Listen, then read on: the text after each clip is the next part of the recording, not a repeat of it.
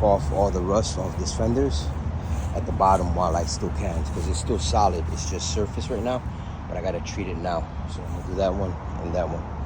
So we got that one all cleaned up. We got this one all cleaned up.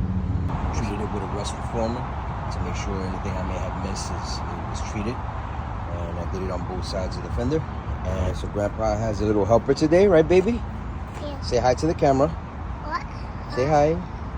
Hi. All right, so all right, good job, baby. Really good. Keep spraying. Good job. And now all right, so what we gotta do is put new ones of these here, okay? So give me a gold one, the gold one, the gold piece. I'll put it on. Because it's hard, it's really hard to put on. You ready? Thank you. Okay, I'm gonna put that one here. Here. So I need 2 more of these. You got more? Yeah. I need 4 more. Yeah, 4 more. Yep. 4 more the black one. Yep, 4 more of the black ones. Alright, so right before I lost my little helper, we got one in. And let's go ahead and install this one and make it look like a car again.